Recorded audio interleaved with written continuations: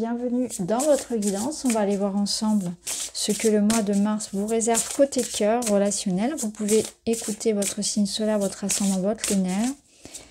Et puis vous pouvez également le faire pour votre partenaire de cœur si ça vous parle. Je rappelle aussi que chaque oracle va avoir un message qui peut être différent. Ça peut se compléter, raconter une histoire en fait qui se poursuit. Mais pas forcément, c'est pas systématique. Parfois, d'un oracle à un autre, on a une histoire différente. Donc vraiment, prenez ce qui vous parle. Ne suradaptez pas à votre histoire. Ça doit être cohérent, mais de manière assez fluide. Alors, douceur et tendresse, câliner, cocon, bisous. Ok, besoin de douceur, on a des doutes, citations, des peurs.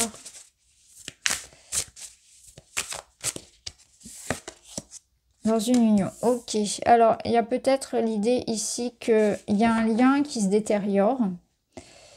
Et ça peut être votre réflexion du mois, en fait. On peut être, du mois. C'est pas limité à un mois.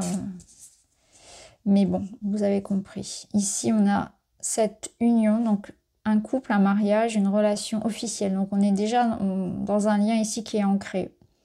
Et cette relation, elle traverse ici une période où il y a moins d'intimité, il y a moins de contact, il y a moins de douceur. Il n'y a pas forcément des disputes, mais il y a comme l'idée que quelque chose détériore le lien petit à petit. Et on en prend conscience. Et on est dans ce questionnement. Peut-être par rapport à l'avenir de la relation, ça peut être aussi, on essaie de trouver une façon en fait de résoudre la situation. Tout dépend bien sûr de ce que vous vivez. En tout cas, on est sur ce point de départ-là, une relation où on est incertain face à sa qualité, face à son issue, face à son évolution, parce que effectivement, il y a quelque chose qui manque ici. Il y a quelque chose qui manque dans les conversations, dans la façon de s'exprimer, dans la façon de vivre le lien, dans l'intimité peut-être. Voilà. Il y a quelque chose qui n'est pas satisfaisant et qui manque effectivement là qui manque d'affection peut-être, qui manque de certitude en tout cas, ça c'est sûr. Donc il peut y avoir des questionnements, on peut avoir beaucoup de questions ici. On a les biens matériels qui ressortent. Déjà il y a un grand besoin en fait un grand besoin de sécurité. On a besoin de se sentir sûr en fait des sentiments de l'autre, de ses intentions. Là, ce que vous disent les cartes aussi, c'est qu'il y a peut-être une question de vous rassurer déjà par vous-même. Il peut y avoir une faille, un manque de confiance en soi qui fait que voilà, on est toujours dans le doute vis-à-vis de ce que ressent l'autre et de l'évolution des liens. Il peut y avoir des doutes effectivement sur les intentions aussi, ça peut être d'un crush, hein. On a remarqué quelqu'un et puis on pense à quelqu'un et on doute beaucoup déjà de soi en fait, on doute de soi.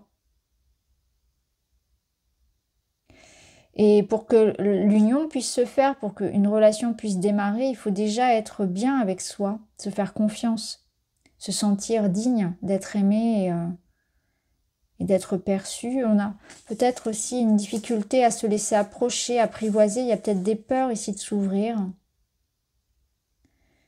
Est-ce que je fais confiance à cette personne? Est-ce que je m'ouvre à ce lien?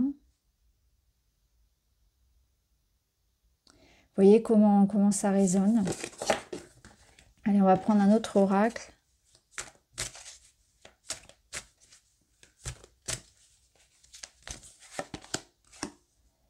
Relation étouffante et sclérosante, besoin d'air, emprisonnement, vertige, prendre du temps pour soi. Alors là, on a un autre message, hein, parce que là, on était plutôt dans une quête de lien et de sécurité, et justement besoin d'être rassuré. Donc on a une autre histoire ici. Personne individualiste et solitaire, manque d'attention ou égoïsme, peur de s'impliquer dans les relations. Ah si, ça peut se rejoindre effectivement. Alors on a des confirmations.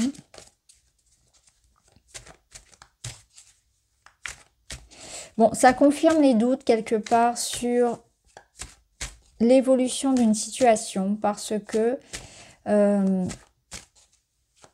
pense qu'il y a un des deux partenaires qui en demande de l'autre.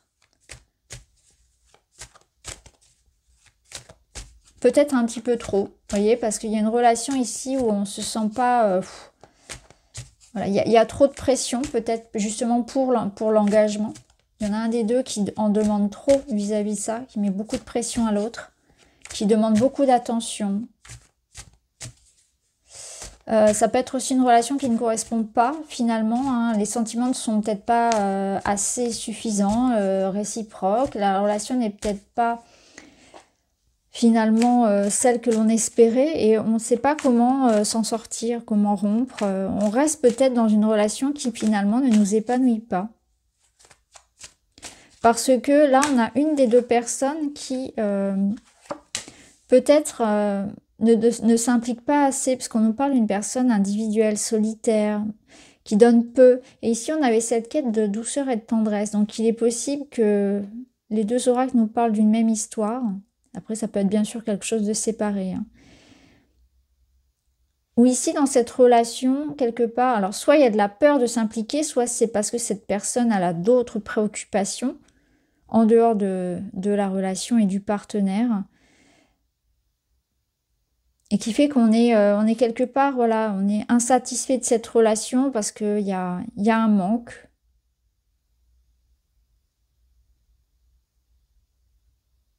Un manque d'attention, un manque de douceur, manque d'intimité, manque de communication, manque de projet commun, manque de soutien.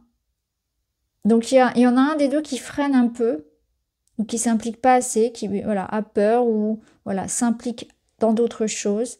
Et du coup, il peut y avoir des disputes. Voilà, on n'a pas la même vision de l'avenir. Et c'est là d'où viennent les doutes, en fait, sur l'avenir, parce que c'est ça.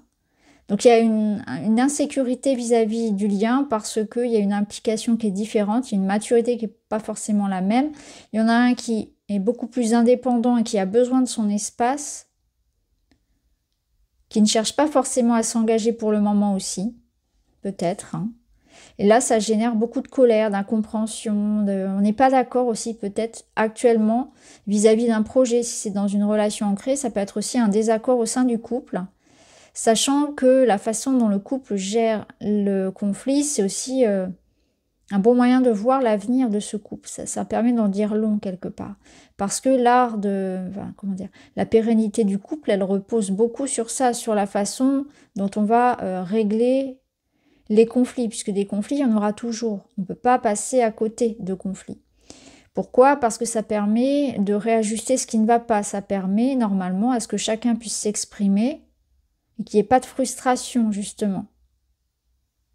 Ça permet qu'il y ait cet équilibre, cette harmonie, de la maintenir quelque part. Alors pas forcément aller jusqu'à un conflit, mais en tout cas des désaccords. Il n'y a rien de mal à ne pas être d'accord, justement, et à l'exprimer.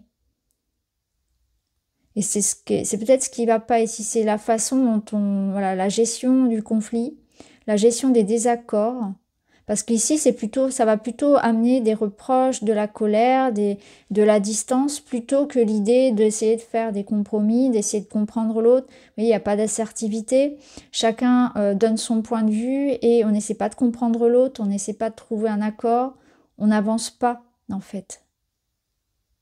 Il y a un manque ici, on dit manque de tolérance, manque de douceur dans les échanges. Et c'est ce qu'on pouvait retrouver ici, en fait. Donc là, on est sur une relation où, on est à un point un peu de non-retour parce que ça n'avance pas, parce que on ne peut pas se parler. On ne sait que se disputer, on ne sait pas s'écouter réellement. Et chacun campe sur ses positions. Ou bien c'est ce qui est en question, ce qui provoque en fait le conflit, c'est peut-être l'avenir de la relation en elle-même, l'implication d'une certaine personne, l'absence d'une certaine personne, vous voyez, son manque, il y a un manque, il y a quelque chose qui est source de conflit ici dans cette relation. Au dos, on a confiance en la vie, tout est juste, lâcher prise, chaque événement ou relation arrive à point de ne pas être dans l'attente.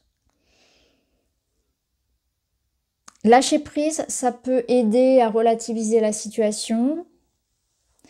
Ça peut aider à apaiser le conflit. Confiance en la vie, ça veut dire que ça sous-entend pas forcément que la relation va se terminer, hein. Il y Il y a la notion que si on en est ici dans cette situation, c'est qu'il y a quelque chose à comprendre et à réajuster, comme je vous le disais. Chaque événement ou relation arrive à point. Donc tout est juste en termes de temps. Donc si c'est des notions de temps, d'impatience, il faut être patient. Sans être dans la pression. Donc ça peut être aussi quelqu'un qui pousse à l'engagement et qui est dans l'attente en fait. Et qui reproche à l'autre le fait que chacun évolue à son rythme. Il y a un processus d'évolution ici et peut-être de maturité pour être prêt, pour faire un travail personnel sur des peurs, etc. Ou sur des différences en fait, des différents langages amoureux. Par exemple, un des partenaires va avoir un langage amoureux très tactile et l'autre pas du tout, il va être plus verbal. Ou respecter aussi l'intimité, le besoin de liberté dans le lien. Et en fait, on est en train de travailler ça. Ça peut être ça, d'où cette notion-là de lâcher prise. Mais aussi de lâcher prise par rapport à tout ce qu'on ne peut pas contrôler. Donc, il peut y avoir aussi des frustrations et de la colère qui viennent du fait que l'on cherche à avoir le contrôle sur tout et sur le partenaire, mais aussi sur le temps, sur tout en fait. Voilà, lâcher prise sur ce qui est en dehors de vous. Enfin, je vous dis ça à vous parce que vous m'écoutez, mais ça peut être en lien avec le partenaire, bien évidemment.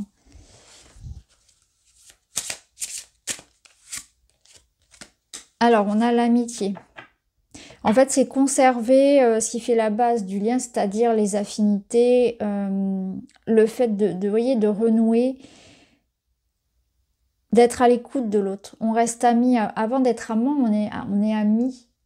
C'est-à-dire avec cette notion de loyauté, de fidélité, d'écoute, de respect. Et tout ça, ça doit être nourri en fait. Ça doit être retrouvé. Ça peut être l'idée qu'on vous invite aussi à faire une sortie, à faire quelque chose ensemble, à vous reprojeter dans quelque chose, mais de simple, de léger, qui fasse pas peur à la personne là qui a ces peurs justement de l'engagement. Quelque chose de léger.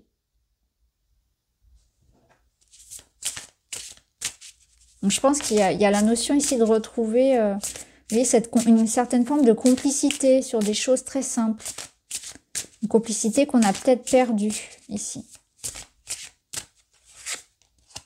Et on retrouve le temps. Donc ça peut être l'usure du temps, aussi bien que veiller à l'usure du temps, à la routine, à ce qu'on laisse traîner. Aussi bien que dans cette notion qu'il y a un timing, ça viendra. Ou ça viendra ou ça reviendra.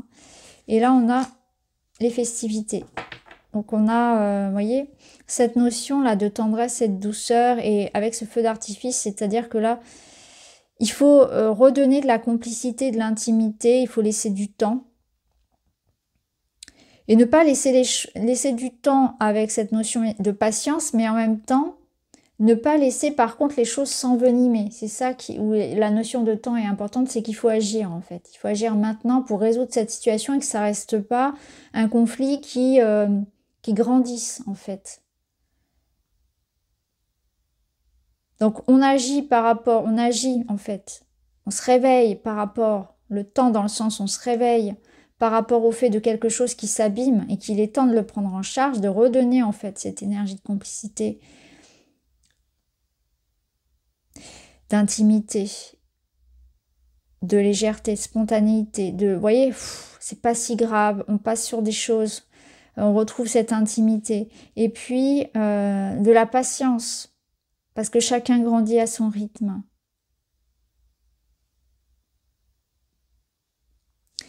Alors, on va voir ce que nous dit le tarot en termes de conseils. L'as de coupe, et bon, il est sorti inversé. Cet as de coupe, il parle d'amour. Il parle d'ouverture du cœur, il parle de sentiments, vous voyez, de bénédiction, de cadeaux, mais d'offrir quelque chose. Ça parle de douceur. Donc, pour moi, ici, il y a de la douceur aussi à remettre dans sa façon de communiquer, de la bienveillance, de l'écoute, de l'empathie. Ouais, parce que là, ça en manque et il y a une situation où il est temps, en fait. Il y a quelque chose qui arrive à son terme, quelque chose de lourd. Donc, il peut y avoir aussi beaucoup de pression vis-à-vis d'un des partenaires. Il y en a un qui est beaucoup sous pression. Ça peut être aussi beaucoup d'attentes, beaucoup de disputes. Vous voyez, il y a des excès. En fait, il y a quelque chose qui est lourd et qui s'achève pour redonner un nouveau souffle. C'est une libération émotionnelle. La fin de conflit. La fin d'une situation lourde. Ouais.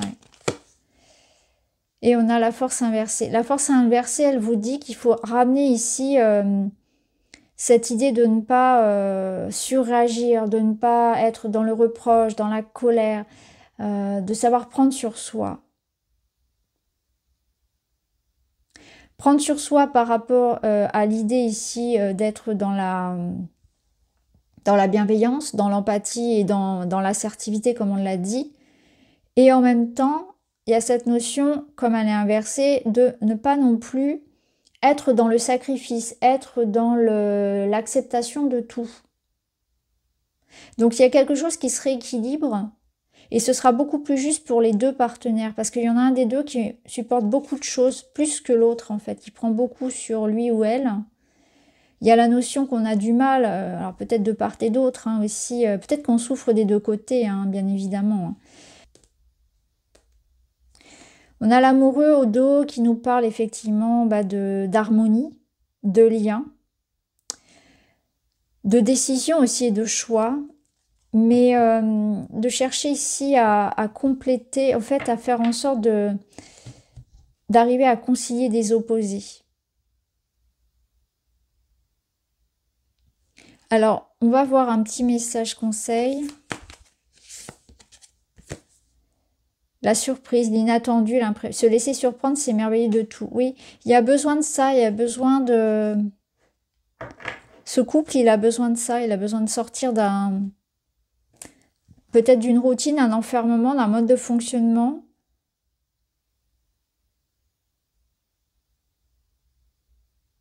Et ça nous dit aussi, avec la surprise, que quelque chose ici peut vous être offert.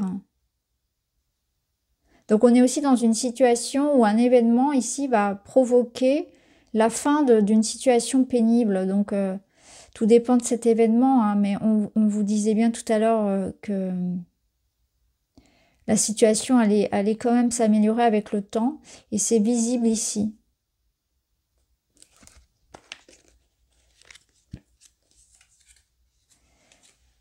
Je me lance un défi tout simplement par amusement pour sortir de ma zone de confort ou pour découvrir de nouvelles facettes de ma personnalité. Quel défi grand ou petit vais-je mettre en place? Vous êtes vraiment amené ici à changer, au changement, à transformer une situation, à adopter un autre point de vue aussi. Peut-être aussi le regard de l'autre. En tout cas, ici, oser ce changement, lui laisser de la place. C'est une ouverture du cœur et de l'esprit. Voilà les amis, j'espère que ça vous parle et je vous embrasse. À très vite.